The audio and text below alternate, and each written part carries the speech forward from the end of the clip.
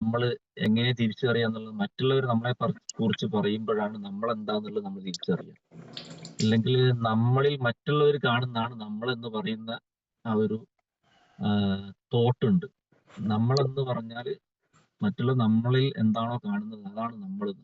ഇപ്പോ ജിജിൻ സാറ് എന്നെ പരിചയപ്പെടുത്തിയിട്ടുണ്ട്.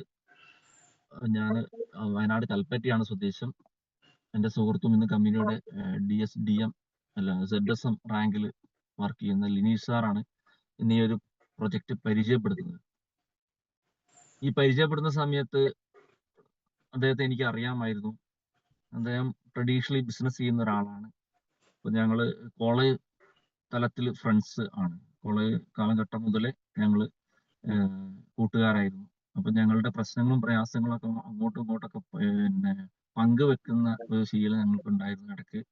അദ്ദേഹം തൃശ്ശൂർ സെറ്റിൽ ചെയ്യുന്ന സമയത്ത് നമ്മൾ യാത്ര ചെയ്യുന്ന സമയത്ത് അദ്ദേഹത്തെ പോയി കാണുകയും അദ്ദേഹത്തെ ഓഫീസിലൊക്കെ പോയി സംസാരിക്കുകയൊക്കെ ചെയ്യുന്ന ഇടയ്ക്കിടയ്ക്ക് ചെയ്യുന്ന നമ്മളെ കുറിച്ച് അറിയുന്നത് കൊണ്ട്, എന്നെ കുറിച്ച് അറിയുന്നത് കൊണ്ട് അദ്ദേഹം ഇങ്ങനത്തെ ഒരു പ്ലാറ്റ്ഫോം എന്നെ പരിചയപ്പെടുത്തിയപ്പോൾ തന്നെ എനിക്ക് അദ്ദേഹത്തെ അറിയായിരുന്നു. അദ്ദേഹം എന്തിന് വയനാട് കഴിഞ്ഞു, അത് കഴിഞ്ഞ് തൃശ്ശൂർ പോയിട്ട് ഓഫീസ് ഇട്ട് പെരിന്തൽമണ്ണ കുറെ ഓഫീസ് വർക്ക് ചെയ്തു. അത് കഴിഞ്ഞ് പിന്നെ ബിസിനസ് വിപുലീകരണാർത്ഥം തൃശ്ശൂരിൽ സ്വന്തമായിട്ട് ഓഫീസൊക്കെ ഇട്ട് മുന്നോട്ട് പോകുന്ന സമയത്താണ് കൊറോണ വരുന്നത്. എന്നാൽ പോലും കൊറോണ വന്ന സമയത്തും അദ്ദേഹം ഇങ്ങനത്തെ ഒരു ബിസിനസ് എന്നെ പരിചയപ്പെടുത്തിയ സമയത്ത് ഞാൻ അദ്ദേഹത്തെ എങ്ങനെയാണ് ഈ ബിസിനസ്സിൽ നിന്നോ അല്ലെങ്കിൽ അദ്ദേഹം ട്രഡീഷണൽ വേയിൽ ചെയ്തുകൊണ്ടിരിക്കുന്ന ഒരു ബിസിനസ് അല്ലെങ്കിൽ വിജയകരമായി ചെയ്തുകൊണ്ടിരിക്കുന്ന ബിസിനസ്സിൽ നിന്നും ഇങ്ങനെ ഒരു കെണിയിലോട്ട് അല്ലെങ്കിൽ ഇങ്ങനെയുള്ള ആളെ പറ്റിക്കുന്ന ഒരു പരിപാടിയിലോട്ട് എന്തിന് പോവണം, അല്ലെങ്കിൽ അദ്ദേഹത്തിന് എന്തോ ഒരു അബദ്ധം പറ്റിയെന്ന് എൻ്റെ മനസ്സിൽ തോന്നിയ സമയത്ത് അദ്ദേഹം അയച്ചു തന്ന ഇതുപോലെയുള്ള ഒരു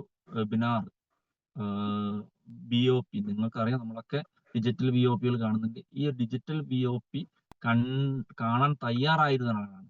ജിജിൻ സാർ പറഞ്ഞതുപോലെ തന്നെ ഒരിക്കലും ഞാൻ ഈ ഒരു ബിസിനസ്സിലോട്ട് വരാൻ താല്പര്യപ്പെടുന്ന ഒരാളല്ലായിരുന്നു. എൻ്റെ സുഹൃത്തിനെ തിരുത്താൻ വേണ്ടിയിട്ട് അന്ന് കണ്ട ഒരു BOP.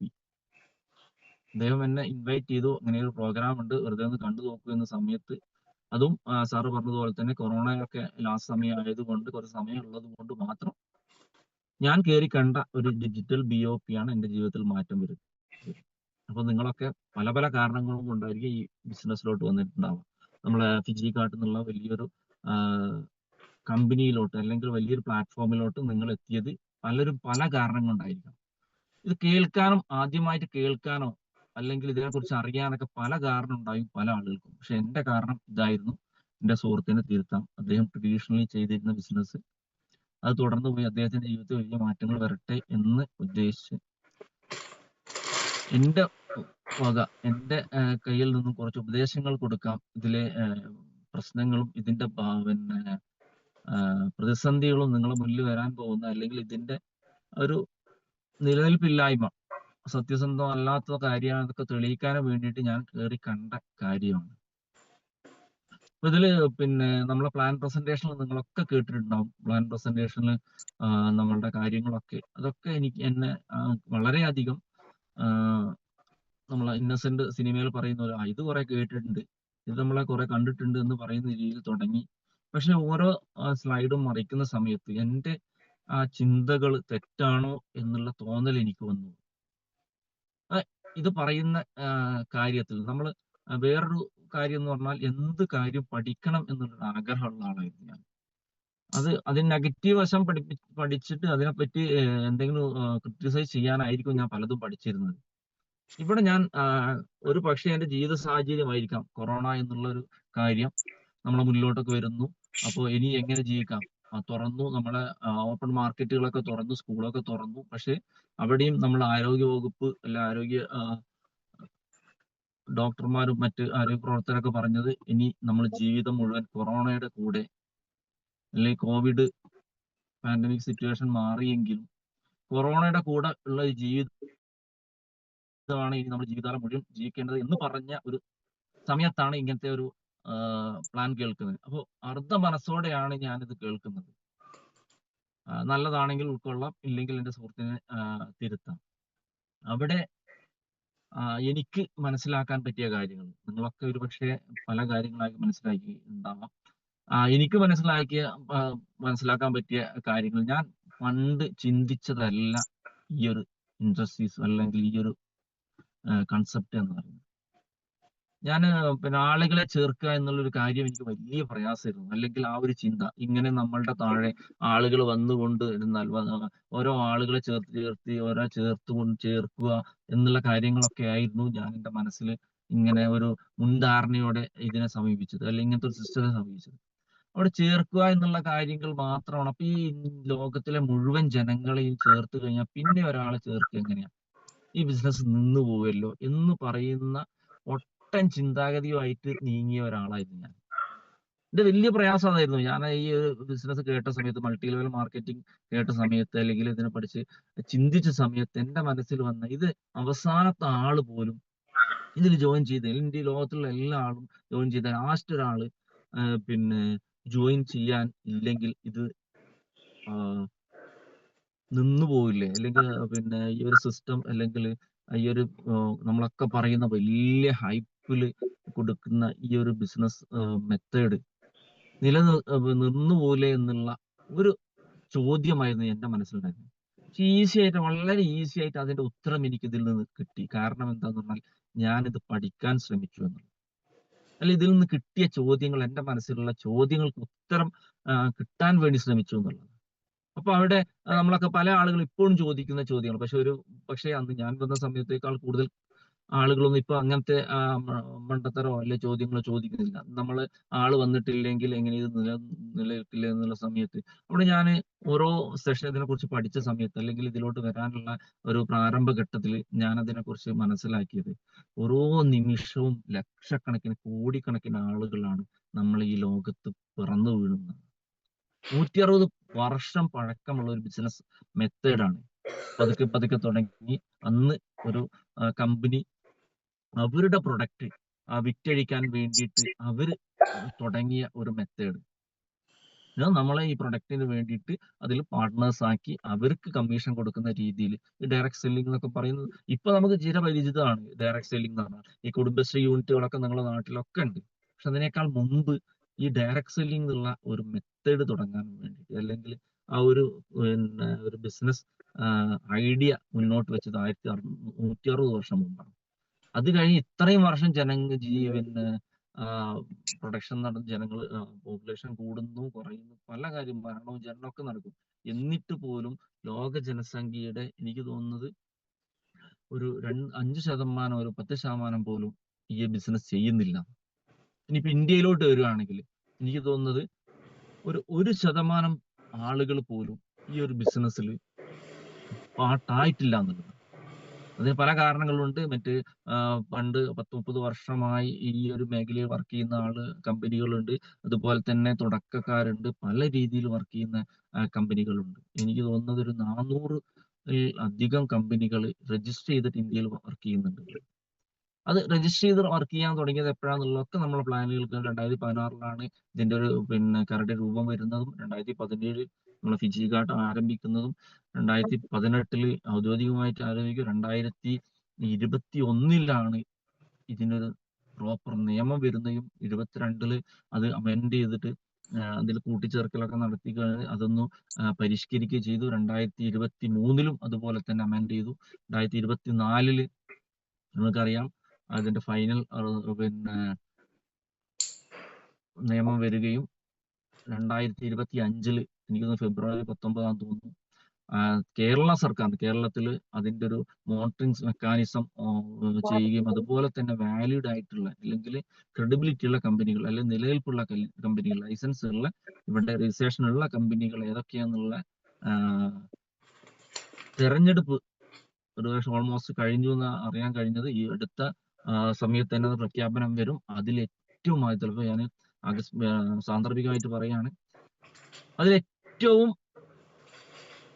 ആദ്യത്തിൽ ഡിജിറ്റലി ഫിസിക്കലി എല്ലാ പ്രോപ്പർ വേയും ശരിയാക്കിയത്, അല്ലെങ്കിൽ അതിന് ഡോക്യുമെന്റേഷൻ നടത്തിയ കമ്പനി ഫിജി ഗാർഡ് എന്നുള്ളത് മാത്രമാണ് ഈ സമയത്ത് നിങ്ങളോട് സാന്ദർഭികമായിട്ട് ഓർക്കാനുള്ളത്. അപ്പോൾ ഇത് എന്നെ കുറിച്ച്, എൻ്റെ അനുഭവത്തിൽ ഈ ഒരു ബിസിനസ്സിൽ വന്ന സമയത്ത് ഞാൻ ജിജിൻ സാർ പറഞ്ഞതുപോലെ ഞാൻ അർദ്ധ സർക്കാർ സ്ഥാപനത്തിൽ വർക്ക് ചെയ്തുകൊണ്ടിരിക്കുകയാണ്. അപ്പോൾ എക്സ്പീരിയൻസ് എന്താണെന്ന് ചോദിച്ചാൽ ഞാൻ സർക്കാർ തലത്തിലുള്ള ബന്ധപ്പെട്ട വകുപ്പുകൾ, പ്രൊജക്ടുകൾ, ഔട്ട്സോഴ്സ്, പിന്നെ സർക്കാർ നേരിട്ട് ചെയ്യാൻ പറ്റാത്ത അല്ലെങ്കിൽ നേരിട്ട് ഇൻവോൾവ്മെന്റ് ചെയ്യാത്ത മേഖലകളിൽ ഈ ഗവൺമെന്റിന്റെ തന്നെ ഏജൻസികൾ, ഇപ്പൊ നിങ്ങളൊക്കെ പ്ലാൻ കേട്ട ആളുകളാണ്. പല ആളുകൾ, പുതിയ ആളുകൾ മാത്രമേ ചില സംശയങ്ങൾ ഉണ്ടാവുകയുള്ളൂ. അപ്പൊ പ്ലാന് പറയുന്നുണ്ട് Gulati institute and finance and taxation എന്ന് പറയും. അതൊരു സർക്കാരിന്റെ ഒരു സ്വയംഭരണ സ്ഥാപനമാണ്. ഇവരും ഞാൻ വർക്ക് ചെയ്ത കമ്പനി പോലെ തന്നെ വർക്ക് ചെയ്യുന്ന ഒരു കമ്പനിയാണ്, അല്ലെങ്കിൽ ഒരു പിന്നെ പ്രസ്ഥാനമാണ്, അല്ലെങ്കിൽ ഒരു ഇൻസ്റ്റിറ്റ്യൂട്ടാണ്. അപ്പൊ അവരുടെ നേതൃത്വത്തിലാണ് ഈ നമ്മളുടെ ഈ മോണിറ്ററിംഗ് സിസ്റ്റം നടക്കുന്നു. അതുപോലെ കേരളത്തിലെ നിയമത്തിൽ എന്തൊക്കെ കൂടിച്ചേർക്കണം, എന്തൊക്കെയാണ് കേരള സാഹചര്യവുമായിട്ട് ഈ ബിസിനസ്സിന് വേണ്ട മാറ്റങ്ങൾ എന്തൊക്കെയാണെന്നുള്ളത് പഠിച്ച് അത് പിന്നെ അവതരിപ്പിച്ച് അതിൽ ആ ബിസിനസ് മുന്നോട്ട് കൊണ്ടുപോകാനുള്ള എല്ലാ കാര്യങ്ങളും ഒരുക്കി തരുന്നത്, അല്ലെങ്കിൽ നമ്മളൊരു സാധാരണക്കാരനെ പ്രൊട്ടക്ട് ചെയ്യാൻ വേണ്ടിയിട്ടുള്ള നിയമങ്ങൾ. ഇപ്പൊ നമ്മളൊക്കെ ഓരോ പാർട്ട്നേഴ്സ് ആണ്. നമ്മളിതിൽ നമ്മുടെ ജീവിതം അല്ലെങ്കിൽ നമ്മുടെ സമയം ചെലവഴിക്കാൻ വേണ്ടിയിട്ട് നമ്മൾ ഒരുങ്ങി തിരിച്ച ആളുകളാണ്. അപ്പൊ നമ്മൾക്ക് നമ്മളെ സമയം ഇത്ര സമയം നഷ്ടപ്പെടുന്ന സമയത്ത് ഇതിൽ എന്തെങ്കിലും പ്രയാസമോ പ്രശ്നമോ വരികയാണെങ്കിൽ, മുൻ അനുഭവങ്ങൾ അങ്ങനെ ഉള്ളത് കൊണ്ടാണ് പല കമ്പനികൾ വന്ന് നമ്മളെ പോലെ സാധാരണക്കാരെ വലിയ വലിയ മോഹന വാഗ്ദാനങ്ങൾ നൽകുകയും അതിലൊക്കെ പല രീതിയിലുള്ള തട്ടിപ്പുകൾ നടക്കുകയും അവരെ കെട്ടേച്ച് പോവുകയും ആ സമയത്ത് സാധാരണക്കാരൻ ക്യാഷ് പോയി എന്നുള്ളതിനേക്കാൾ കൂടുതൽ നമ്മളെ ജീവിതം പോകും എന്നുള്ളതാണ്. ഒരു വ്യക്തി, ഒരു ജോലി എന്ന രീതിയിൽ, ഒരു ബിസിനസ് എന്ന രീതിയിൽ നമ്മൾ ഒരു കാര്യം തിരഞ്ഞെടുക്കുന്ന സമയത്ത് ആത്മാർത്ഥമായിട്ട് ചെയ്യുന്ന പതിനായിരക്കണക്കിന് ലക്ഷക്കണക്കിന് ആളുകൾ ഓരോ മേഖലയിലും ഉണ്ടാവും. ആ മേഖലയിൽ പെട്ടെന്ന് നിന്നു പോകുന്ന സമയത്ത് അവിടെ എത്രമാത്രം ഒരു ഫിനാൻഷ്യലി മാത്രമല്ല ഒരു മെന്റലി ആഘാതം ഉണ്ടാവും എന്നുള്ളത് എല്ലാവർക്കും അറിയാം. അപ്പൊ അതാണ് പല മേഖലയിലും പ്രശ്നങ്ങളുള്ള സമയത്ത് സർക്കാർ തലത്തിൽ എടുത്തുകൊണ്ട്, അല്ലെങ്കിൽ സർക്കാർ തലത്തിൽ ഇടപെട്ടുകൊണ്ട് ഇങ്ങനെ ഒരു പ്രശ്നം സാധാരണക്കാരായ നമ്മളെ പോലുള്ള ആളുകൾക്ക് വരരുത് എന്നുള്ളത് കൊണ്ടാണ് ഇതുപോലുള്ള നിയമങ്ങളും ഇതുപോലെയുള്ള മോണിറ്ററിംഗ് സിസ്റ്റം ഒക്കെ നമ്മളെ സർക്കാർ തലത്തിൽ ഉണ്ടാകാൻ കാരണം. അപ്പൊ ഇതുപോലെയുള്ള ഒരു ഏജൻസിയിൽ വർക്ക് ചെയ്തുകൊണ്ടിരിക്കുന്ന ഞാൻ എന്തുകൊണ്ട് ഇങ്ങോട്ട് മാറി എന്ന് പറഞ്ഞാൽ, അവിടെ എനിക്ക് ഈ ഒരു കാര്യം, വലിയൊരു കാര്യം, Gulati institute and finance and taxation ആണ് ഇതിന് വേണ്ടിയിട്ട് സപ്പോർട്ട് ചെയ്യുന്നു എന്ന ഒരു അറിവ് വലിയ കാര്യമായിരുന്നു എനിക്ക്. ഞാനൊരു ബിസിനസ്സിലുള്ള, അപ്പൊ നമ്മളെ എന്താണ് നേരത്തെ പിന്നെ ജിതിൻ സാറ് ഫസ്റ്റ് തുടക്കത്തിൽ പറഞ്ഞായിരിക്കും, ഈ വലിയ ജീവിതത്തിൽ മാറ്റം ഉണ്ടാക്കുന്ന ഒരു കാര്യമാണ് ഈ ഒരു ബിസിനസ്, അല്ലെങ്കിൽ സാധാരണക്കാരായ ഒരുപാട് പേരുടെ ജീവിതത്തിൽ മാറ്റം ഉണ്ടാക്കിയ ഒരു പ്രസ്ഥാനമാണ് ഫിജിക്കാർട്ട് എന്ന് പറഞ്ഞത്. അപ്പൊ ഈ മാറ്റം ഉണ്ടാക്കുന്ന മാറ്റമാണ് നമ്മളുടെ ജീവിതത്തിൽ വേണ്ട ഏറ്റവും പ്രധാനപ്പെട്ട ഒരു കാര്യം. നമ്മളെ പ്ലാൻ പറയുന്ന സമയത്ത് രണ്ടാമത്തെ പേജിൽ പറയുന്നുണ്ട്, ലിയോൺ സിമെഗിൻസിന്റെ ഒരു കോട്ട് പറയുന്നില്ലേ, നമ്മൾ വലിയ ശക്തിയുള്ള ആളോ ഇന്റലിജന്റ് ആയിട്ട് അല്ലെങ്കിൽ ബുദ്ധിയുള്ള ആളോ ഒന്നല്ല നമ്മൾ ഈ ഒരു ബിസിനസ്സിലോട്ട്, അല്ലെങ്കിൽ ലോകത്തിൽ വിജയിച്ച ആളുകൾ, അല്ലെങ്കിൽ അച്ചീവ്മെന്റ് വന്ന ആളുകൾ. അവിടെ നാളത്തെ മാറ്റം ഇന്ന് തിരിച്ചറിഞ്ഞ് അതിനുവേണ്ടി മാറാൻ തയ്യാറായ ആളുകളാണ് വിജയിച്ചതെന്നുള്ളത്.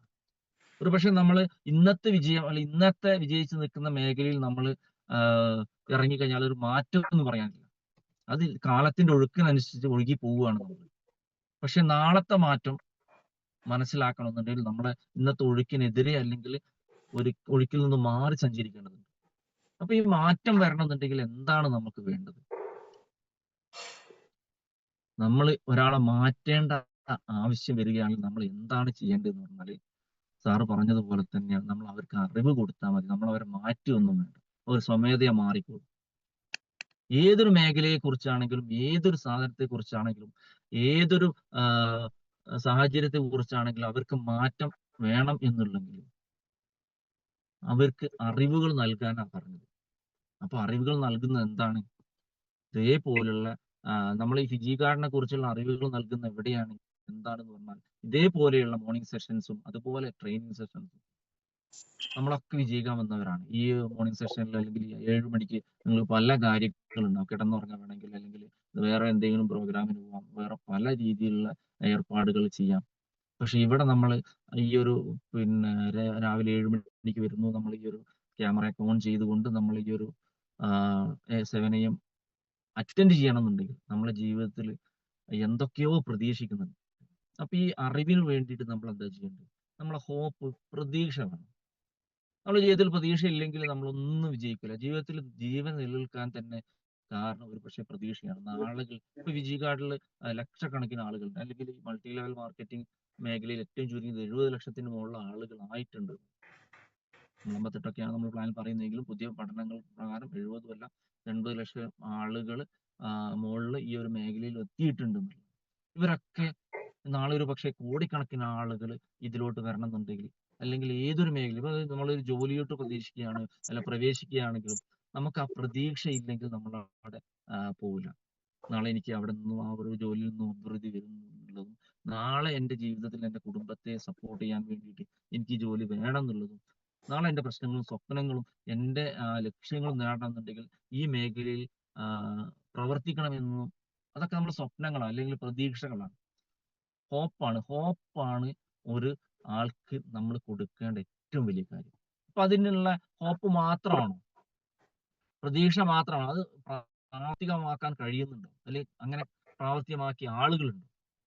അപ്പൊ അതൊക്കെ നിങ്ങളെ ബുദ്ധിയിലോട്ട് വിടുകയാണ്. ഈ വിജയ് കാർഡിൽ വന്നിട്ട് ഇത് പ്രാവർത്തികമായിട്ട് തന്റെ സ്വപ്നങ്ങളൊക്കെ യാഥാർത്ഥ്യമാക്കിയ ആളുകളുണ്ടോ എന്നുള്ളൊരു ചോദ്യം നമ്മുടെ മുന്നിലുള്ള സമയത്ത് നിങ്ങൾക്ക് മനസ്സിലാക്കാൻ കഴിയും, അല്ലെങ്കിൽ എനിക്ക് മനസ്സിലാക്കാൻ കഴിഞ്ഞത് ആയിരക്കണക്കിന് ആളുകൾ ഒരു വിദ്യാഭ്യാസവും അല്ലെങ്കിൽ ഒരു എക്സ്പീരിയൻസും ഇല്ലാത്ത സാധാരണക്കാരായിട്ടുള്ള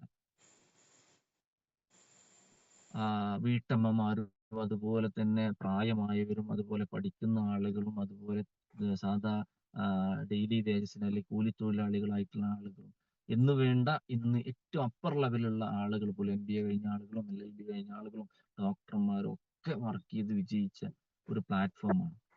അപ്പൊ ലോകത്തിലെ ഏറ്റവും വലിയ ട്രാജഡി, ഒരു വ്യക്തിയെ കുറിച്ചുള്ള ഏറ്റവും വലിയ ട്രാജഡി എന്താണെന്ന് പറഞ്ഞാൽ അത് തന്റെ കഴിവ് മനസ്സിലാക്കാതെ മരണപ്പെടുക എന്നുള്ളത്.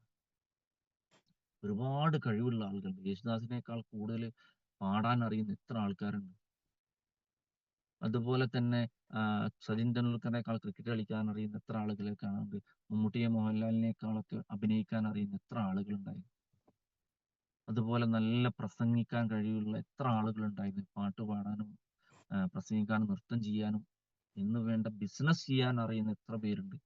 പക്ഷെ അവരൊന്നും തന്റെ കഴിവ് മനസ്സിലാക്കാതെ മരിച്ചു പോകുന്നേക്കാൾ ഒരു വലിയ ട്രാജഡി വേറെ ഇല്ല തന്നെ. അതൊരു വലിയൊരു ഒരു തത്വമാണ്, വലിയൊരു കോട്ടാണത്. എന്ന് പറഞ്ഞാല് സ്വന്തം കഴിവുകൾ തിരിച്ചറിയാതെ മരണപ്പെട്ടു പോകുന്നതാണ് ലോകത്തിലെ ഏറ്റവും വലിയ ട്രാജഡി എന്നുള്ള ഒരു വലിയൊരു കോട്ട്. അപ്പോൾ ഇതിന് എങ്ങനെ അവസരങ്ങൾ, ഇതെങ്ങനെ നമ്മളെ കഴിവുകൾ പുറത്തെടുക്കാൻ കഴിയുക? നമുക്കൊരു പാടാൻ അവസരം കിട്ടിയിട്ടില്ല എങ്കിൽ നമ്മൾ പാട്ടുകാരനാണ് തെളിയിക്കുക. നമ്മളെങ്ങനെയാണ് നമ്മൾക്കൊരു പ്രഭാഷണം നടത്താൻ, അല്ലെങ്കിൽ ഒരാളെ ഉപദേശിക്കാൻ, അല്ലെങ്കിൽ ഒരു കാര്യം പറഞ്ഞു കൊടുക്കാൻ നമുക്ക് കഴിഞ്ഞില്ല എങ്കിൽ, അല്ലെ ഒരു അവസരം കിട്ടിയിട്ടില്ല എങ്കിൽ നമ്മൾ എങ്ങനെ നമ്മളിത് പുറത്തെടുക്കുക? അപ്പൊ അവിടെയാണ് നമ്മളുടെ ഒരു ഉത്തരം എന്നുള്ളത്. നമ്മൾക്ക് ജീവിതത്തിൽ നമ്മളുടെ ഉള്ളിലുള്ള, അല്ലെങ്കിൽ ഏത് പ്രായക്കാരും നമ്മളെ ഉള്ളിലുള്ള ആ കഴിവുകൾ പുറത്തെടുക്കണമെന്നുണ്ടെങ്കിൽ നമുക്കൊരു വേദി വേണം, അല്ലെങ്കിൽ ഒരു പ്ലാറ്റ്ഫോം വേണം. നമ്മൾ പക്ഷേ പല ആളുകളും ജീവിതത്തിൽ പല ജോലികളും ചെയ്യുന്നുണ്ട്. ഈ ഒരു സ്റ്റാർട്ടപ്പ് കോമഡിയിൽ ഒരാൾ പറയുന്നത് നിങ്ങളൊക്കെ മനസ്സിലുണ്ടാവും. ഈഴ പിന്നെ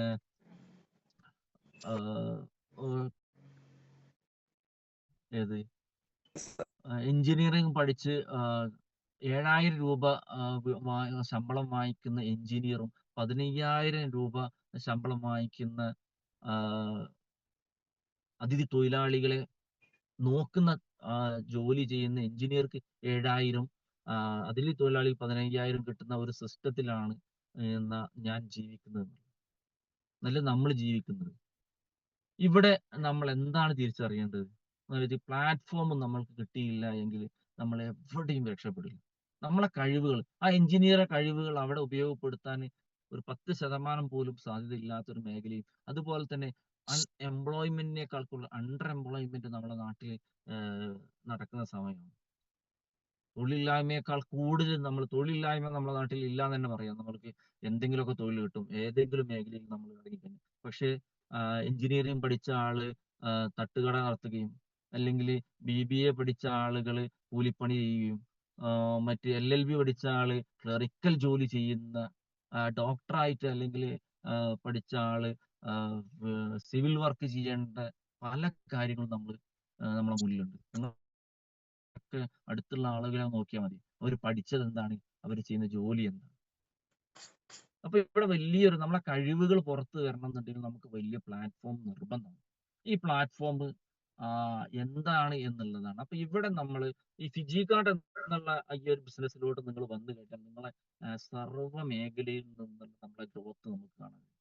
നമുക്ക് ബേസിക് ആയിട്ട് വേണ്ടത് എന്താണ്, നമ്മളുടെ കഴിവുകൾ പുറത്തെടുക്കുക എന്നുള്ളത്. അതിന്റെ വേദി ഏറ്റവും മികച്ച രീതിയിൽ ഫിജി കാർഡ് നമ്മളെ മുന്നിൽ തരുന്നു. ഞാൻ പറഞ്ഞ എനിക്ക് ഫിജി കാർഡിൽ വന്നതിന് ശേഷം ഏറ്റവും വലിയ മാറ്റം എന്ന് പറയുന്നത് എനിക്ക് ഫിസിക്കലി അല്ല, ഫിസിക്കലി അല്ലെങ്കിൽ ഫിനാൻഷ്യലി വന്ന മാറ്റം ഒന്നുമല്ല. ഞാൻ പിന്നെ ഒരു നെഞ്ചിൽ കൈവച്ച് പറയാനുള്ള ഒരു കാര്യം എന്ന് പറഞ്ഞാൽ എന്റെ തോട്ടുകളിലെ ചിന്തകളിൽ വന്ന മാറ്റമാണ്.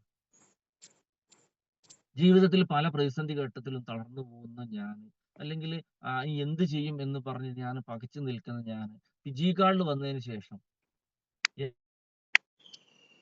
പൂർവ്വം നേരിടാനുള്ള കരുത്ത് കിട്ടിയെന്ന്. ആ കരുത്ത് കിട്ടിയാൽ തന്നെ നമ്മളെ ജീവിതത്തിൽ മറ്റെല്ലാ പ്രശ്നങ്ങളും മാറ്റം കിട്ടും. കാരണം നമ്മളെന്താണ്, മൈൻഡ് സെറ്റ് ആണ് എവരിതിങ്. നമ്മൾ ചിന്തിക്കുക എന്താണ്, അതാണ് നമ്മൾ ആയിത്തീരുക എന്നാണ്. നമ്മൾ വിജയിക്കുമെന്ന് വിചാരിച്ച് നമ്മൾ ചിന്തിച്ച് നമ്മൾ പ്രവർത്തിച്ചു കഴിഞ്ഞാൽ നമ്മൾ വിജയിക്കുമെന്നുള്ള 100%. നമ്മൾ തോൽക്കും, നമ്മളെ കൊണ്ടൊന്നും കഴിയില്ല എന്ന് വിചാരിച്ചു കഴിഞ്ഞാൽ നമ്മൾ തോക്കും. ഇത് ഞാൻ പറഞ്ഞതൊന്നല്ല, ബുദ്ധന്റെ ഒരു കോട്ടാണ്. ശ്രീബുദ്ധൻ പറഞ്ഞാണ് നമ്മൾ ചിന്തിക്കുന്നത് എന്താണോ അതാണ് നമ്മൾ ആയിത്തീരുക. അവിടെ നമ്മൾ ചിന്തിക്കുന്നത് നമ്മൾ അറിവിനനുസരിച്ചിട്ട്. അതാ ഞാൻ നേരത്തെ പറഞ്ഞതുപോലെ നമ്മളെ മാറ്റം വരണമെന്നുണ്ടെങ്കിൽ, അതായത് നമ്മളെ കോൺഫിഡൻസ്, നമ്മൾ ആ കോൺഫിഡൻസ് ആണ് നമ്മുടെ ജീവിതത്തിൽ വിജയം കൊണ്ടുവരുന്നത്. ഈ കോൺഫിഡൻസ് എങ്ങനെ ഉണ്ടാകുക, നമ്മൾ അറിവ് നേടുക എന്നുള്ളത്.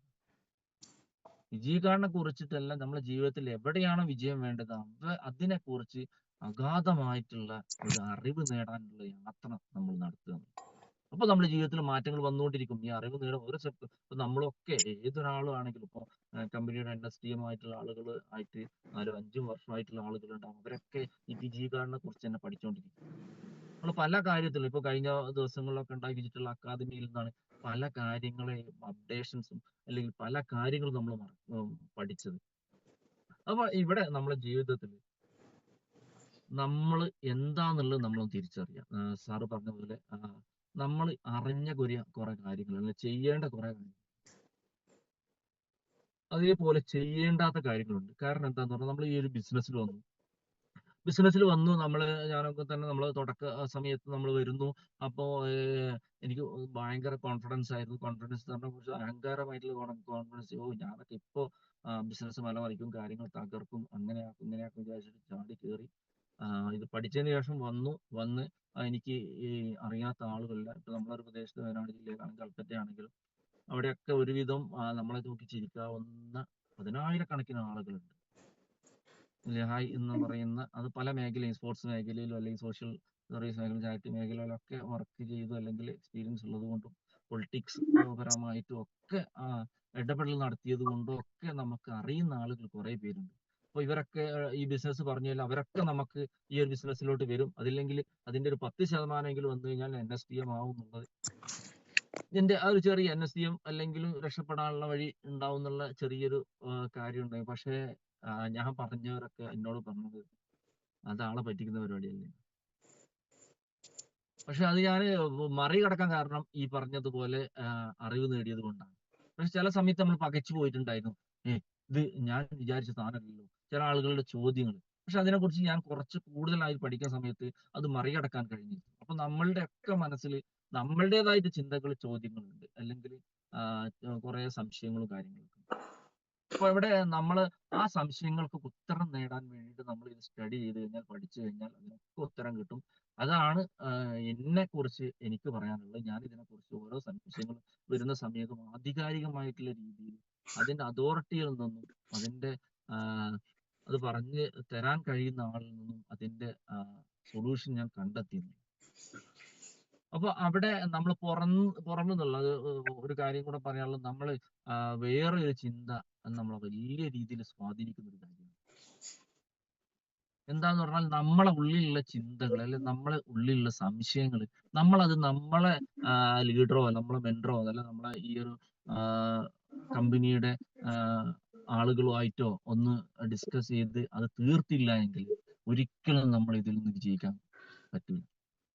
നമ്മൾ ആ സംശയം നമ്മുടെ ഉള്ളിൽ വെച്ച് ഇങ്ങനെ മുന്നോട്ട് കൊണ്ടുപോയി അത് നമ്മളെ ഈ ഒരു ബിസിനസ്സിലോട്ട് പിൻവലിക്കാനേ സഹായമുള്ളൂ.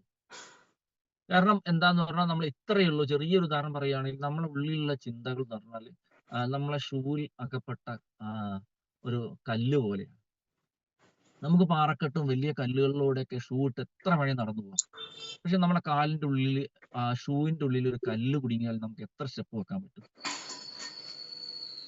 നമ്മളെ ഉള്ളിലുള്ള ആ ഒരു സംശയം, നമ്മളെ ഉള്ളിലുള്ള സംശയം അല്ലെങ്കിൽ നെഗറ്റീവ്, സംശയത്തെക്കാൾ കൂടുതൽ നെഗറ്റീവ് ചിന്തകൾ, ഇതിനെക്കുറിച്ച് എനിക്കൊന്നും കഴിയുന്നില്ല, എനിക്കൊന്നും ചെയ്യാൻ പറ്റുന്നില്ല, ഇത് എനിക്ക് ചെയ്യാൻ പറ്റുമോ, ഇത് ഇങ്ങനെ ചെയ്യാൻ പറ്റൂലല്ലോ, ഇത് അവള് പറയുന്നത് ഇങ്ങനെയാണല്ലോ, അവൻ പറയുന്നത് അങ്ങനെയാണല്ലോ, അതായിരിക്കും ശരി എന്ന് പറഞ്ഞുകൊണ്ട് നമ്മളെ മനസ്സിൽ ഇട്ട് നമ്മൾ വലുതാക്കുന്ന ചില കല്ലുകളുണ്ട്. നമ്മുടെ ഷൂവിൽ ഉള്ളിലകപ്പെട്ട കല്ല് പോലെയുള്ള അത് നമ്മൾ എടുത്തു കളയുക തന്നെ വേണം. നമ്മുടെ ജീവിതം, നമ്മുടെ ബിസിനസ് മുന്നോട്ട് പോകുന്നത്. നമ്മളെ ഷൂവിന്റെ ഉള്ളിലുള്ള ആ കല്ല് നമ്മൾ എടുത്തു കളഞ്ഞിട്ടില്ല എങ്കിൽ നിങ്ങൾക്ക് ഈ ഒരു ബിസിനസ്സിൽ ഒരു സ്റ്റെപ്പ് പോലും വെക്കാൻ പറ്റില്ല. അഥവാ ഒരു സ്റ്റെപ്പ് വെക്കുകയാണെങ്കിൽ വളരെ വേദനിച്ച് വളരെ ബുദ്ധിമുട്ടിയിട്ടാണ് ഒരു സ്റ്റെപ്പ് വെക്കാൻ കഴിയും. നമുക്ക് പുറമേ ഉള്ള കല്ലും മുള്ളും ഒക്കെ നമ്മൾ ഷൂവിനെ കൊണ്ടോ അല്ലെങ്കിൽ മറ്റു പല കാരണം കൊണ്ടും തട്ടി മാറ്റി മുന്നോട്ട് പോകാൻ കഴിയും. പക്ഷെ നമ്മുടെ ഉള്ളിലുള്ള ഒരു നെഗറ്റീവ്, ഉള്ളിലെ ഷൂവിലെ മുള്ളു പോലെ നമ്മുടെ മുന്നിൽ ഉണ്ടെങ്കിൽ നമ്മൾ ഒരിക്കലും ഇത് പോകാൻ കഴിയില്ല. അപ്പോൾ അതിനെന്താ നമ്മൾ ചെയ്യേണ്ടത്? ഞാൻ നേരത്തെ പറഞ്ഞതിലോട്ട് തന്നെ വരികയാണ്. നമ്മൾ അറിവ് നേടുക. അറിവ് നേടുക എന്ന് പറഞ്ഞാൽ നമ്മളെ ആ സംശയങ്ങൾ പ്രോപ്പർ ആളോട് കൺവേ ചെയ്യുക, അതിന്റെ സോൾവ് ചെയ്യുക, അതിന്റെ എല്ലാം ആൻസർ കണ്ടെത്തുക. ആരോടെങ്കിലും ചോദിക്കുക എന്നുള്ളതല്ല, നിങ്ങളെ ലീഡറോട് ചോദിക്കുക. അവരെ മെന്റർ, നിങ്ങൾ കാണുന്ന ഒരു മെന്റർ പോലെയുള്ള ആളുകൾ ഉണ്ടാവാം. എല്ലാവർക്കും എല്ലാ അറിവ് വേണമെന്നില്ല. അപ്പൊ എന്നോട് തന്നെ എല്ലാവരും സംശയങ്ങൾ ചോദിക്കണം എന്ന് ഞാൻ വിചാരിച്ചിട്ട് കാര്യമില്ല. പക്ഷെ എനിക്കറിയാത്ത ഒരുപാട് കാര്യങ്ങളുണ്ട്. ആ സംശയങ്ങൾ ഞാൻ എൻ്റെ ലീഡേഴ്സിനോട് ചോദിക്കാം. എൻ്റെ ലീഡേഴ്സിനോട് ചോദിച്ചാൽ അത് ക്ലിയർ ആക്കി, അല്ലെങ്കിൽ ഞാൻ കമ്പനിയിലോട് ചോദിക്കും. കമ്പനി പിന്നെ ഉത്തരവാദിത്തപ്പെട്ട ആളുകൾ ചോദിക്കും. അപ്പോൾ അവരോട് ചോദിക്കുന്ന സമയത്ത് അതിന്റെ പ്രോപ്പർ ഉത്തരം നമുക്ക് കിട്ടുന്നു. അത് നമ്മളെ പാർട്ട്നേഴ്സിനോ അല്ലെങ്കിൽ നമ്മളെ ഡൗൺലൈനിലുള്ള ആൾക്കും എത്തിച്ചു കൊടുക്കുക എന്നുള്ളത്. അപ്പൊ അവിടെ അവരുടെ ഉള്ളിലുള്ള സംശയം മാറുകയും ആ സംശയം മാറിലൂടെ നമുക്ക് കിട്ടാവുന്ന ഒരു കോൺഫിഡൻസ് ഉണ്ട്, ഒരു ആത്മവിശ്വാസമാണ് നമുക്ക് ഈ ബിസിനസ്സിൽ ഏറ്റവും മുന്നോട്ട്. നമ്മൾ രാവിലെ എണീറ്റ് ഒരു ബിസിനസ്സിന് പോകണം, അല്ലെങ്കിൽ നാലാളോട് പിന്നെ പ്ലാൻ പറയണം എന്ന് ചിന്തിക്കുന്ന സമയത്താണ് നമുക്കൊരു സംശയം നമ്മുടെ മനസ്സിലുണ്ടാകുന്നത്. അപ്പൊ എവിടെയാണ് നമ്മൾ ഇന്ന് പറയേണ്ടത് നാളെ പോവാം? ഒരു പക്ഷേ കാരണം അതായിരിക്കില്ല. നമ്മൾ അവരെ കാണാൻ സംസാരിക്കാൻ, അവരെ അപ്പോയിന്റ്മെന്റ് എടുക്കാൻ പോവാൻ ഉദ്ദേശിച്ച നമ്മൾ അതിൽ നിന്ന് പിന്തിരിയാൻ കാരണം ഒരിക്കലും അവരുടെ പ്രശ്നമായിരിക്കില്ല. നമ്മളുടെ ഉള്ളിലുള്ള നമ്മളെ ഒരു സംശയത്തിന്റെ പേരിലായിരിക്കും നമ്മൾ അന്ന് വർക്കിന് പോകാതിരിക്കുന്നത്. അവിടെ അന്ന് വർക്കിന് പോകാതിരുന്നു കഴിഞ്ഞാൽ അടുത്ത ദിവസം നമ്മൾക്ക് വർക്കിന് പോകണമെന്നില്ല. അതാണ് നമ്മൾ ഇതിൽ അറിവ് സമ്പാദിക്കുക എന്നുള്ള വലിയ കാര്യം. അപ്പോ ഇവിടെ നമ്മുടെ ജീവിതത്തിൽ വന്ന കുറെ കാര്യങ്ങളുണ്ട്. അത് നമ്മൾ റിലേറ്റായി ബിസിനസ്സിൽ ഒന്ന് അപ്ലൈ ചെയ്താൽ മതി. അതിന് കോൺഫിഡൻസ് നിങ്ങൾക്ക് വരണം. നിങ്ങളുടെ മനസ്സിൽ വലിയ രീതിയിലുള്ള പിന്നെ അറിവ് നേടണം. ഇപ്പൊ നമ്മൾ ഏതിനെ കുറിച്ചാണ് അറിവ് നേടേണ്ടത്? ഫിജി കാർഡിനെ കുറിച്ചിട്ട്, MLM ബിസിനസിനെ കുറിച്ചിട്ട്, അല്ലെങ്കിൽ ഡയറക്ട് സെല്ലിംഗ് എങ്ങനെ ചെയ്യാം എന്നുള്ളത്, നമ്മളുടെ ഈ ഇനി വരാൻ പോകുന്ന കാലത്ത് നമ്മളുടെ സാധ്യത എത്രയുള്ളൂ. അപ്പൊ അറിവ് എന്ന് പറഞ്ഞാൽ തിരിച്ചറിവ് കൂടെയാണ്. വെറുതെ അറിവ് കുറെ കിട്ടിയിട്ടും കാര്യം. ഈ ജീവിതം അല്ലെങ്കിൽ ഈ ഒരു ബിസിനസ് കൊണ്ട് എന്റെ ജീവിതത്തിൽ എന്തൊക്കെ മാറ്റങ്ങൾ വരാൻ സാധ്യതയുണ്ട്, അതിന് ഞാൻ എന്തൊക്കെ ചെയ്യണം? നമ്മൾ വെറുതെ കുറെ വായിച്ചു, കുറെ ആൾക്കാരെ പറഞ്ഞു. എനിക്ക് പല ആളുകളെയും നമുക്കറിയാൻ പറ്റും, പല റാങ്കിൽ ഉള്ള ആളുകൾ. അവർക്ക് നല്ല നോളജ് ഉണ്ടാവും, നല്ല അറിവുണ്ടാവും, പക്ഷെ അവരുടെ ബിസിനസ് പല സമയത്തും പ്രയാസപ്പെട്ട കാണാറുണ്ട്. അതുപോലെ തന്നെ വലിയ ബിസിനസ്, വലിയൊരു പിന്നെ വിദ്യാഭ്യാസമോ വലിയൊരു അങ്ങനെ ബൗദ്ധികമായിട്ടോ അല്ലെങ്കിൽ ഒരു അക്കാദമിക്കലായിട്ടുള്ള വിദ്യാഭ്യാസം ഒന്നും ഇല്ലാത്ത കുറെ ആളുകൾ വലിയ രീതിയിൽ ബിസിനസ് ചെയ്യുന്നു. അവരത് എങ്ങനെ സാധിക്കുന്നത് പറഞ്ഞാൽ അവരെ ഈ ഒരു തിരിച്ചറിവാണ് ഈ ഒരു ബിസിനസ്സിൽ അവർക്ക് ലഭിച്ചത്. അപ്പൊ അവരുടെ കോൺഫിഡൻസ് ആണ്, അവരെ സംസാരിക്കുന്ന സമയത്ത് അവരെ കണ്ണു നോക്കിയ അവരെ മുന്നിലിരിക്കുന്ന ആൾക്ക് മനസ്സിലാക്കാൻ കഴിയും ഇവർ വിജയിക്കാൻ പോവുകയാണ്, ഇവർ വലിയ രീതിയിലുള്ള ആ ബിസിനസ് മുന്നോട്ട് പോകും. അപ്പൊ അവിടെ നമ്മൾ ചെയ്യേണ്ട ഒരു കാര്യം എന്നുള്ളത് പറഞ്ഞാൽ നമ്മുടെ ജീവിതത്തിൽ പല പ്രയാസങ്ങളും പ്രശ്നങ്ങളും ഒക്കെ വരും. അവിടെയൊക്കെ നമ്മൾ അത് മറികടക്കേണ്ടി വരും. ഇപ്പൊ നമുക്ക് പറയാം, നമുക്കൊരു വിജയം വരുന്നതിന് മുമ്പ് നമ്മള് നമ്മളെ ഏത് മേഖലയിൽ വിജയം വരുന്നതിന് മുമ്പ് നമുക്ക് ഇൻസൾട്ട് വരാം, അതേപോലെ ഫ്രസ്ട്രേഷൻസ് വരാം, അതുപോലെ റിജക്ഷൻ വരാം, ഫെയിലിയർ വരാം, അതുപോലെ മിസ്റ്റേക്സ് വരാം. ഇതൊക്കെ സ്വാഭാവികമാണ്. നമ്മളെ ജീവിതത്തിൽ നമ്മൾ എന്ത് ചെയ്തു കഴിഞ്ഞാലും അതിന് ഒരു ഫസ്റ്റ് തുടക്കത്തിൽ ഇപ്പൊ നമ്മൾ ഈ ഒരു ബിസിനസ്സിൽ വരുന്ന സമയത്ത് ഞാൻ ഫസ്റ്റ് പറഞ്ഞു, ഞാൻ ഈ ബിസിനസ് വരുന്ന സമയത്ത് എന്റെ സുഹൃത്തുക്കളും ഞാൻ ഇതിൽ വരും എന്ന് പ്രതീക്ഷിച്ച ആൾക്കാരൊക്കെ എന്നെ കളിയാക്കി അല്ലെങ്കിൽ ഇൻസൾട്ട് ചെയ്തു. അത് നമ്മളെ പി ജെ അബ്ദുൽ കലാം സാറെ ആ കോട്ടാണ് തോന്നുന്നു പറഞ്ഞത്. അത് നിങ്ങളെ അവർ കളിയാക്കും, പിന്നെ അവര് പിന്നെ പിന്തിരിപ്പിക്കും, പിന്നെ അത് കഴിഞ്ഞിട്ട് അവര് നമ്മളെ ആക്രമിക്കും, അത് കഴിഞ്ഞിട്ടായിരിക്കും നമുക്ക് വിജയം എന്നുള്ളത്. അവര് പിന്നെ ഈ ഒരു ബിസിനസ്സിൽ വരുന്ന സമയത്ത് ഇൻസൾട്ട് ഉണ്ടാവും. നമ്മൾ ഒരു പക്ഷേ 10-50 വർഷം, ഞാൻ പറഞ്ഞ ഒരു സാധാരണ ഒരു പ്ലാറ്റ്ഫോം കാണുന്ന ഒരു 10-30 വർഷം അല്ലെങ്കിൽ 40 വർഷം ഇവിടെ വേറൊരു മേഖലയിൽ ജീവിച്ച് ഒരു പിന്നെ കുഴപ്പമില്ല, ചെയ്ത പേരൊന്നും ഇല്ലാതെ ജീവിക്കുന്ന ഒരാള് പെട്ടെന്ന് ഈ ഒരു പ്ലാനുമായിട്ട് വന്ന് നിങ്ങൾ ഇങ്ങനെ ആളെ കൊണ്ടുവന്ന് ഇങ്ങനെ മെല്ലമാണ് എന്ന് പറയുന്ന സമയത്ത് മുൻ പരിചയം വെച്ചുകൊണ്ട് അവർ പറയും നിങ്ങൾക്ക് വേറെ പണിയൊന്നുമില്ല. നിങ്ങൾ പല ആളുകളും കേട്ടിട്ടുണ്ട്, നിനക്ക് ആളെ പറ്റി ജീവിക്കേണ്ട പണിയില്ല, എന്തിനാ ആളെ പറ്റി ജീവിക്കുന്നത് എന്നുള്ള കാര്യങ്ങളൊക്കെ പല ആളുകളും നമ്മളോട് പറയും. അതൊക്കെ നമ്മളെ ഇൻസൾട്ട് ചെയ്യാൻ വേണ്ടിയിട്ടാണ്. പക്ഷെ നമ്മൾ ആ മേഖലയിൽ തന്നെ നമ്മൾ വിജയിച്ച് കാണിച്ചു നോക്കും. അയാൾ നാളെ നിങ്ങളോട് പറയും, എനിക്കറിയാം അവൻ വിജയിക്കും, അല്ല അവള് വിജയിക്കും, അവള് നല്ല കഴിവുള്ള ആളാണ്. ഞാൻ പിന്നെ അന്ന് പറഞ്ഞത് അവളെ ഒന്ന് ഇൻസ്പയർ ചെയ്യാൻ വേണ്ടിയിട്ടാണ്, അല്ലേ? നമ്മൾ ആ സിനിമയിൽ പറയുന്നതായിരിക്കും, ഇൻസൾട്ടിനേക്കാൾ വലിയ ഇൻവെസ്റ്റ്മെന്റ് ഇല്ല സജി എന്ന് പറയുന്ന പോലെ അതിനു വേണ്ടിയിട്ട് ഞാൻ പറഞ്ഞ ഇൻസൾട്ടിങ് ആണ്, അല്ലാതെ അയാളെ പിന്നെ പിന്തിരിപ്പിക്കാൻ പറഞ്ഞൊന്നല്ല എന്ന് പറഞ്ഞ് ഏറ്റവും ആദ്യത്തിൽ ആ വിജയത്തിന്റെ പ്രതിത്വം ഏറ്റെടുക്കുന്ന ആളുകൾ പോലും നമ്മളെ കൂട്ടത്തിലുണ്ട്. അപ്പൊ പറഞ്ഞ പോലെ നമ്മളെ പറ്റിയിട്ട് നമ്മൾ കുറ്റം പറയാൻ എന്തിനാ നമ്മളെ പറ്റി. ഇപ്പൊ ചില ആളുകളുണ്ട്, നമ്മൾക്ക് കഴിവില്ല, സെൽഫ് കോൺഫിഡൻസ് ഇല്ലാത്ത, അല്ല സെൽഫ് റെസ്പെക്ട് ഇല്ലാത്ത ആളുകൾ, എന്നെ കൊണ്ടൊന്നും കഴിയില്ല, എന്നെ കൊണ്ടൊന്നും കഴിയില്ല പറയുന്ന ആളുകൾ. അവരോട് പറയാനുള്ള കാര്യം എന്ന് പറഞ്ഞാല് അത് നമ്മളെ ബന്ധുക്കളും സുഹൃത്തുക്കളും പറയട്ടെ, നമ്മളെ കുറിച്ച് നമ്മളെങ്കിലും നമ്മളെ മനസ്സിൽ രാജാവും രാജ്ഞിയും ഒക്കെ ആവണ്ടേ. ഒരു മേഖലയിൽ നമുക്ക് ഇൻസൾട്ട് വരാം, അതേപോലെ ഫ്രസ്ട്രേഷൻസ് വരാം, നമുക്ക് ഇങ്ങനെ നെഗറ്റീവ് തോട്ട് നമ്മളെ മനസ്സിലോട്ട് വന്നുകൊണ്ടേയിരിക്കാം. അതുപോലെ റിജക്ഷൻസ് വരാം, റിജക്ഷൻസ് 100% ഇതിൽ വന്നാലേ നമ്മൾ വിജയിക്കാൻ പറ്റൂ. അപ്പൊ അവിടെയാണ് നമ്മൾ എന്താ പഠിക്കുക. റിജക്ഷൻസ് പറഞ്ഞാൽ അവരൊരു കാരണം പറഞ്ഞിട്ടായിരിക്കും നമ്മളെ തള്ളി കളയുക. നമ്മൾ ഏറ്റവും മാനസികമായിട്ട് ഏറ്റവും പ്രയാസപ്പെടുന്ന ഈ ഒരു ബിസിനസ്സിലുള്ള കാര്യം എന്താന്ന് പറഞ്ഞാൽ, നമ്മൾ വളരെ പ്രതീക്ഷയോടെ ഒരാളത്ത് പോയിട്ട് ഈ പ്ലാൻ കേൾക്കാൻ ഇരിക്കുന്ന മുമ്പ്, നിങ്ങൾക്ക് പല ആൾക്കും അനുഭവം ഉണ്ടായിരിക്കാം, പ്ലാൻ പറയാൻ വേണ്ടി ഇരിക്കുന്ന മുമ്പ് MLM ആളില്ലേ, എനിക്ക് താല്പര്യമില്ല ഇത് കേൾക്കാൻ, നിങ്ങൾ പോയിക്കോളൂ.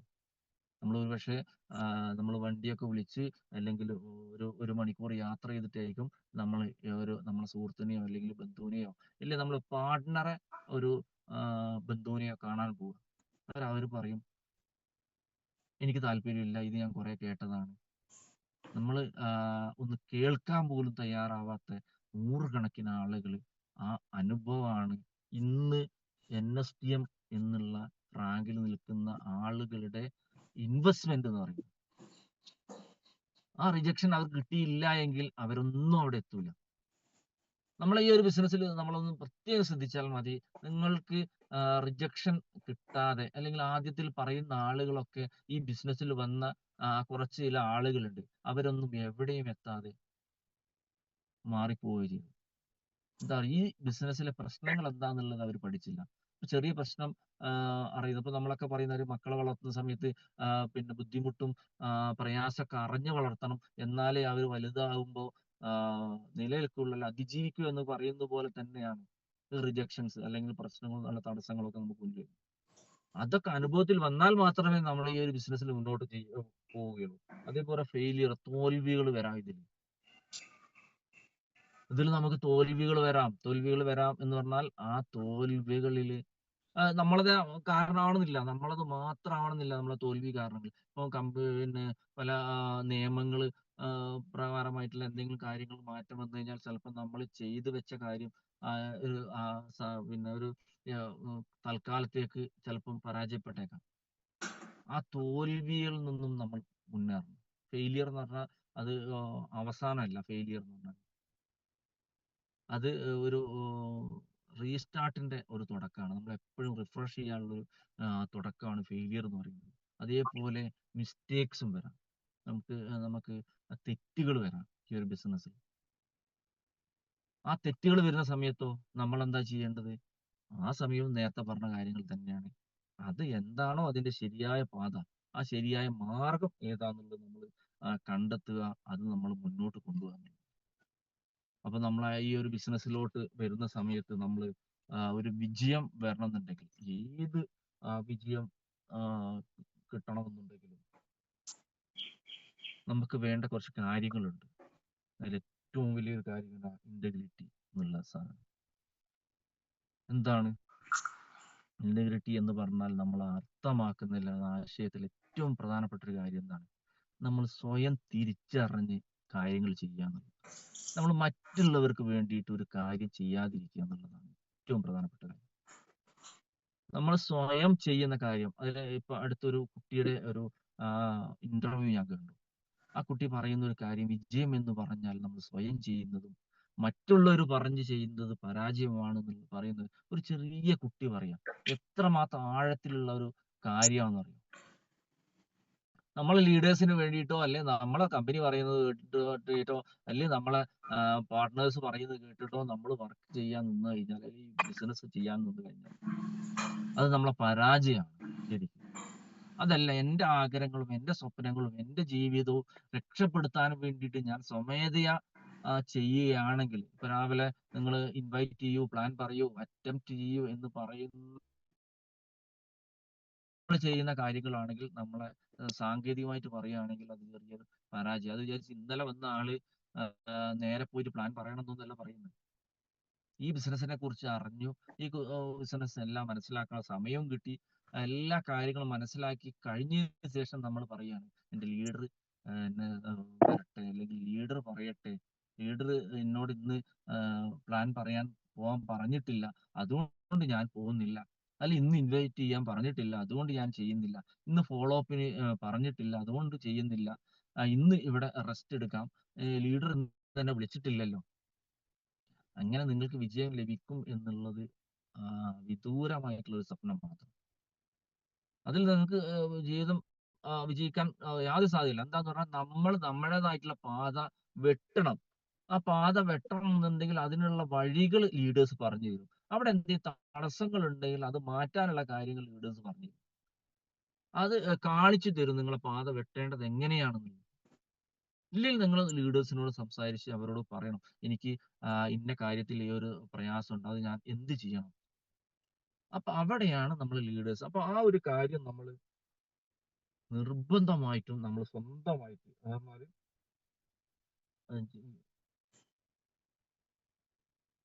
ഒരാള് നമ്മളെ ഒരു കാര്യം ഇന്നത് ചെയ്യ് എന്ന് പറഞ്ഞ് ചെയ്യാതെ സ്വമേധയാ നമ്മുടേതായിട്ടുള്ള, ഇപ്പൊ നമുക്കൊക്കെ പറയാൻ പറ്റും, ഞങ്ങൾ വന്ന സമയത്ത് അല്ലെങ്കിൽ ലീഡേഴ്സിനൊക്കെ പറയാൻ പറ്റും, അവരിതിൽ വന്നു, അവര് വഴികള് അവര് സ്വന്തമായിട്ട് കുറെ ഐഡിയാസ് ഇതിൽ ഇംപ്ലിമെന്റ് ചെയ്തു. അതിൽ ഞാൻ പറഞ്ഞ മിസ്റ്റേക്ക് ഉണ്ടാവാം, അത് പക്ഷേ ലീഡേഴ്സ് പറഞ്ഞു തിരുത്തി. പക്ഷെ അതിൽ നല്ല ഇന്നോവേറ്റീവ് ആയിട്ടുള്ള ഐഡിയാസ് ഉണ്ട്.